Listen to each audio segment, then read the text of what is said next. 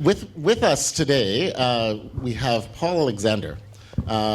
We are absolutely thrilled that we have him here to talk a little bit about his wonderful piece. And I'd like you to quickly introduce the piece, give us a little bit of the meaning of the title of it, and yeah, take us away, and we'll ask some questions along the way. Okay, so this piece is part of a large-scale string quartet called Remembering Steel Skies, Raining Tears. And it was first performed as a string quintet in 2015 with the Borealis String Quartet. And it's inspired by my personal connections to people who survived the Holocaust, which is, you know, if you want to have a serious topic, this is about as serious as it gets. So serious music, serious topic. And in a way, I'm trying to make this topic just much more spiritual and something that we can all kind of relate to through personal stories. So this was based on interviews I did with Lillian Borax-Nemetz, who is she's sort of a published author and poet and speaker, and she survived the Warsaw Ghetto, and she survived being a tiny child hidden away in the sort of rural parts of Poland. And she's a very close friend of mine, and I really admire her. She's about 90 years old now. She's really smart as a whip, amazing woman. And the other person is Robbie Wiseman, who's one of the most incredible human people I've ever met in my life. So these people had an incredible effect on me, and they inspired the work. It's in 5 movements, and each movement has a title. And the first movement is called A Dream of Lost Words. This one is called A Mirror Full of Tears Held Up to Heaven. And then the third one is called Witness. And the fourth one is called Child of the Night. And the fifth one is called Hard Path to Freedom, Hard Path to Love. Wow. Those are incredible titles. I want to ask, in the context, of course, of having this kind of a composer's talk, do you intend for the audience to need a narrative or the knowledge of a narrative to properly understand the work, or is that just a bonus? How do you approach that? Well, for me, it's actually a bit of a conflict. The narrative is very important in the way I wrote the music, but I think you also should be able to feel from the music what's there, and I think you don't have to impose entirely the story that is in my own mind. I think you can appreciate the music just from a spiritual point of view. This particular movement is a highly spiritual work, and it's actually a very much a nighttime work. So here we are in the day with all the sun down on us. But I think what it should evoke is the stars and the connection to the cosmos. And this is actually written into the music. And what we want to do is actually explain how that sense of connection to the sky and the earth is part of the way this music is written. And I hope it can communicate to you. There's some special effects that actually are only possible on the strings instrument, and which is one of the reasons why the strings are such extraordinary instruments to write for, because they can do these things. And before we get to that, because we're going to get to quite an exciting, I think, demonstration of that, I'd like to ask you, quartet itself, because you have quite a connection to the string quartet. Yeah. Is the string quartet format something that informed your choices creatively in this piece? Do you normally write for string quartet, or was there something special about this particular piece? I really, really love writing for strings because I am a cello player, or used to be a cello player for many years, and I would say that the cello is my voice, and you're going to hear a lot of cello in this piece. And there's something about the expressiveness of string instruments that I think is vital to what's going on. The second point to be made is that there are so many different sounds and types of sounds that string instruments can make, and it creates an expressive palette that's unique and extraordinary. And I was really trying to take advantage of that. So specifically now, with you mentioned there's some effects and some of the melodic, the scales that you use, and some of the other elements of the actual musical material. Could you explain a little bit more about that, how they might be different to perhaps more familiar Western European music, and what the significance to the story, the origin story might be? Well, it's very interesting because if there is a connection to history in this piece, it's to what took place in Eastern Europe during World War II. And the music of that, it plays Slavic, what we call Gypsy or Roma music, and Jewish music is all mixed together culturally and creatively. And there's actually some really amazing stories about that and how everybody was sort of playing each other's music in that part of the world. And so you have this amazing world of rhythm, which is I really do a lot of in this piece. There's fantastic rhythms, dance rhythms, which I totally love. But there's also certain kinds of scales that are used, and although some of them are identified as cantorial or klezmer scales, they also exist in many other kinds of music. And one of the key features is that they kind of raise or lower a certain tone, and this creates something that's called a augmented interval. And you really don't get it much in German music or French music. You get it a little bit, but they really, in Slavic and Eastern European music, it's used much more extensively. And it's actually, I'm sort of doing it how I do it on the cello, actually. It's like you have to spread your fingers more to get that effect. And but it really is like if you know the song Hava Nagila, it's sort of the way it ends right at the end. You hear this sort of flattening of the penultimate note, the one just before the end, and it flattens down and it creates a curtain kind of thing. If you think of Arabic music, you have this kind of effect of this augmented note. And it's very expressive, and I made a really strong effort to make that expression part of the music. So, Paul, we have this wonderful opportunity to demonstrate some of the pieces of musical material that relates in a way to the story and to the theme. I'm wondering if maybe you can take us through some of that with the quartet in place, if that's okay with you. Okay. So the piece starts with a viola solo. We're going to hear part of that, and it's the viola by itself. And then we're going to talk about the way the trills work in the piece, which seems like a very small thing, but it's very important. I also want to mention one thing. A lot of the time, the violinists are playing with mutes on, so they put this something over their bridge of their instrument, and it creates a softer sound. So you're going to hear that going on in the instruments. A very important aspect of the way string instruments can be changed and developed in their sound. So we're going to hear this viola solo right at the beginning. And I had a lot of trouble trying to figure out whether to play it with mute on or mute off. And I decided in the end that he would play with the mute off instead of with the full sound of the viola. And you'll hear the character of this music as being different. It's very melodic, though.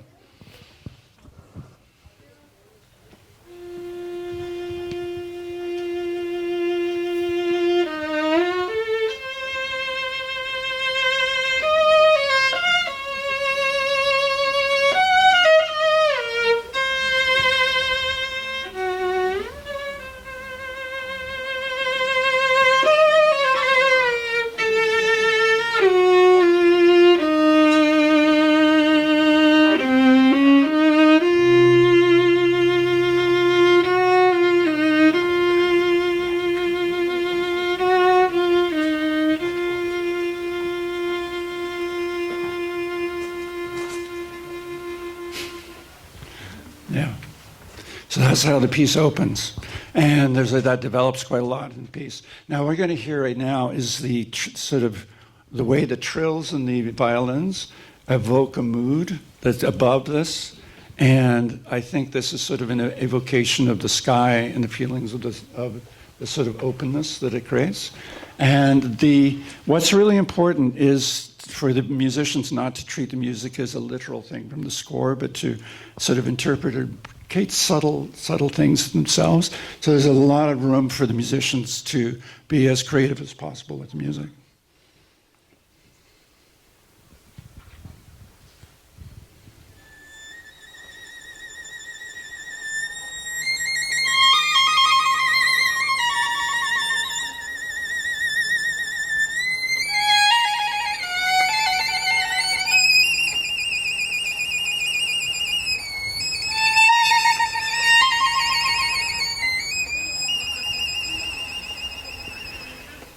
Yeah, that's lovely. That's the way you guys did it.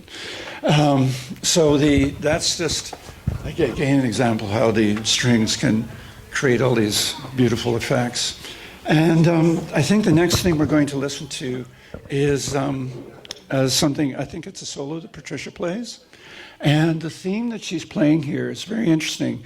It appears in the first movement in the viola. And in the first movement, it's kind of a heroic sound. And it's kind of the protagonist, it's like a person that's being referred to in that section. And this is about the memory of somebody who died. And so this theme reappears in this movement, and it's really about the departure of that person.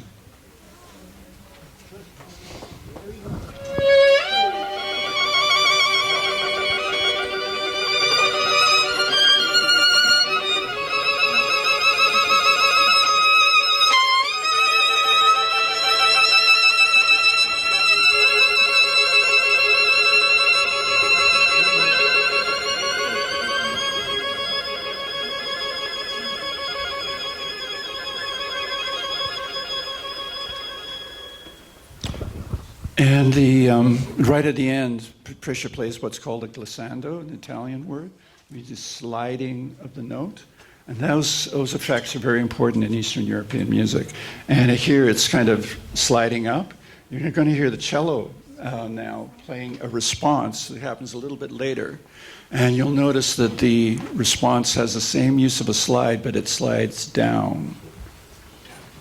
And just before he plays, I just want to also say something. He's playing a figure in the music that's very hard to perform, and it's called a crest. It's used as an expression of sorrow in certain kinds of music. In klezmer music, it's supposed to express sadness, and it's like a choking of the throat. So it's supposed to express the very depth of feelings that people can have. And this is an unusual gesture. It's hard, it seems simple and obvious, but it's actually not easy to do at all. And so that's what the cello is expressing at that point, is that sorrow.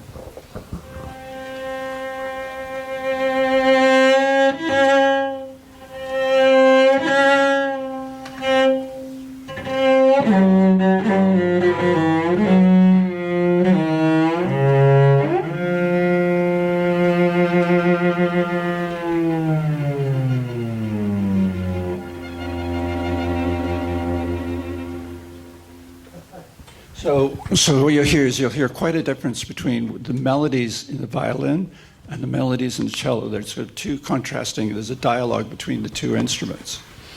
And was there a final section we were going to do? Oh yeah, there's an effect we're going to do. This is, again, a lot of music's based on effects today and sort of techniques, and people sort of like to talk about it very intellectually, and that kind of bugs me. But the violin can do so many different things. And what he's going to show here is an effect that's called an artificial harmonic. And it's a beautiful, ghostly effect that I actually use later on in the piece, and it also opens the piece. I absolutely love it. And it can be used melodically. And it creates almost like a feeling of a ghost talking. And so he's going to demonstrate it, how it can be played on the instrument, and even with a little bit of vibrato. And then he's going to show just the moment that it's used in this piece. And I want you to, what I'm hoping as an audience, that you can imagine, what does this moment mean? And what is it trying to express?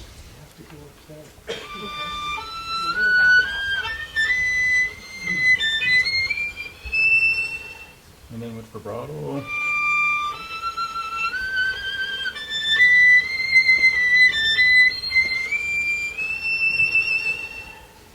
It's really good. And now he's going to play. And now he's going to play how it appears in this piece. It's actually a little bit high. It's actually very hard to do.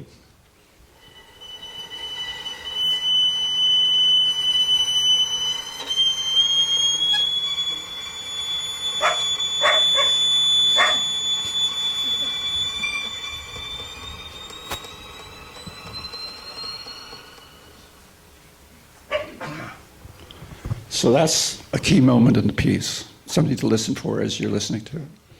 Wow. Well, thank you so much to the Borealis for allowing us to deconstruct the piece a little bit. I know it's a different thing. We don't normally do that. I do have a few more questions about I suppose the story behind the piece as well. Yeah. One of the things is the mirror that you referred to in the title. Does that refer to some kind of an empathy for suffering? Is that a reflection of difficulty, or is that something else? How do you see the mirror as a metaphor in the title? Well, the title came to me quickly. I think I was a little bit influenced by somebody I know who was studying mirrors, but I almost feel it's strange if you think of Narcissus looking into the mirror and looking into a pool, and the image that came to me was that pool just filled with all our tears. I am actually, I didn't, when I came up with the title, I wasn't feeling a lot of emotion about it. When I talk about it right now, it's, I find it, really triggers a lot of feelings in me. But it's basically a reflection of what the mirror is reflecting and collecting all that we've been through as human beings and as a species. And it's basically an opportunity for us to reflect on ourselves. In the program, and so for those of you who are more interested in the piece, we do have a few copies of Paul's notes on the entire string quartet, the 5 movements, and that's available at the front desk. But one of the things he referred to was the writings of Viktor Frankl, and I had a reading through his wonderful account of his experience at Auschwitz and other concentration camps, which was really worth reading if you can stomach it. And I'm glad that your work actually led me to read that, because I hadn't encountered that personally. Yeah. But I'm wondering, what was it about Viktor Frankl's writing that inspired you? Well, it's interesting. I was inspired to read Viktor Frankl because of the people that I'd met.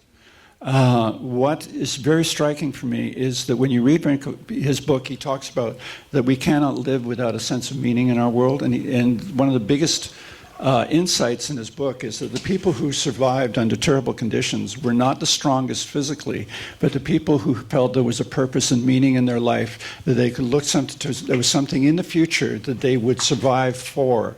And in his case, it was his love of his wife, who unfortunately did not actually survive. Which is very tragic, but that was what was keeping him going. And the thing that's remarkable in the people that I talked to and interviewed, and the interviews themselves are incredible to listen to, but what's amazing is that, like for instance with Lillian Borix-Nemetz, she got married at 20 and she tried to be a normal person. And when you have lived, she went to school first when she was 14. She just had been through this, being hidden away, chased around. It's horrible things that she went through.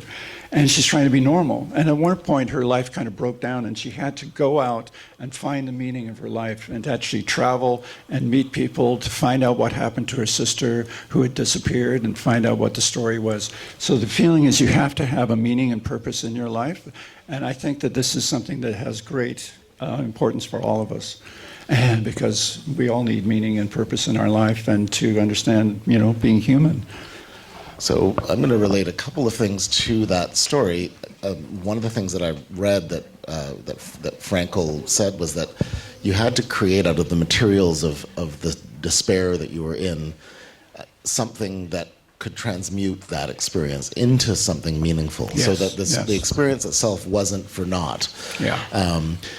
Jeffrey Rubinoff had an experience when he was working on the sculpture that he had a shipment of steel come in from Krupp's, and of course we had a bit of a discussion previously about Krupp, and I think it was Alfred Krupp. He was photographed by Alfred Newman. Yeah, right. No, you're right. Yeah, and this wonderful photograph of him that showed him as a sort of Machiavellian figure. But he was charged with using slave labor and a whole bunch of other war crimes, and eventually he fled. So Jeffrey had this shipment of steel, and he told me that he had to sit with that for a while. That this had come to the park, and what was he going to do with this material that had this implication of being associated with this company that had such a dark history. Mm-hmm. And he decided that what he needed to do was make art. Yeah. Right, to transmute that, to transform that energy. And I thought that was a wonderful parallel. And so my last question is do you think the work is ultimately hopeful? That's an interesting question. I was really debating over how I would end the piece. So the last piece is called Hard Path to Freedom, Hard Path to Love. And there's tremendous strength in the music, the search for freedom. I was actually trying to use the sound of the klezmer improvising virtuoso violin as a symbol of strength. And there's actually a beautiful transformation in the piece where there's a lot of these very powerful melodies are turned into a kind of a love duet between the violins. And so essentially some of my favorite parts of the whole piece by far is that section. It does sound truly hopeful and beautiful. But then in the end, there's a kind of an ambiguous ending to it. And the ambiguous ending is actually, in my view, one of the most beautiful parts of the whole thing is the sense of the sky. There's all these spiritual elements are woven into it. And the meaning is sort of, it's to do with we just need to have that self-knowledge about ourselves as human beings. And we live with both the joy and the sadness at the same time. And this is really the depth of who we are as human beings. It's about self-awareness. So I think that's hopeful. That is, and you're referring to the last movement of the I'm talking the last movement of this entire swing. So you'll have to go online on the SoundCloud and listen to the entire. Well, actually, the whole thing is not recorded yet. We're planning on doing that with the Borealis and doing a release, but we're working on that. I've actually just done a final revision of it right now, so it's kind of work in progress. We've done a version of this before, and this is a new version of you're going to hear today. Wonderful. Well, I think we've got a rapt audience here waiting to actually hear this second movement, and so let's give Paul a round of applause.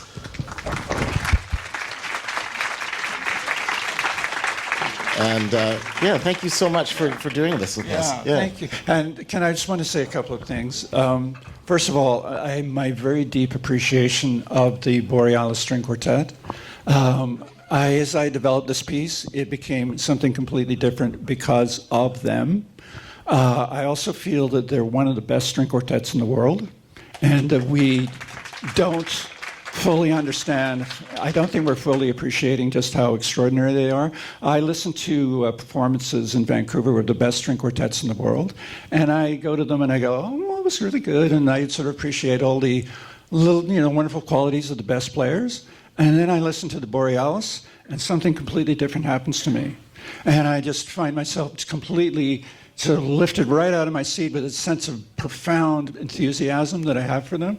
And as a composer, I feel like I can totally trust the creative process of working with them. I'm not going to get any kind of what are you talking about, Paul? Though maybe there's a few moments of that. Sort of like, what is that? But it's like their creativity really, really profoundly inspires me. And so I just want to say it's really important to appreciate just how extraordinary they are. Yeah. And second thing is, I want to say this. I really appreciate you, and I would really appreciate meeting you. And I think there's something really important happening here, and I'm really impressed by your depth, and I think impressed by the depth of what's going on here. Well, thank you so much for the compliment.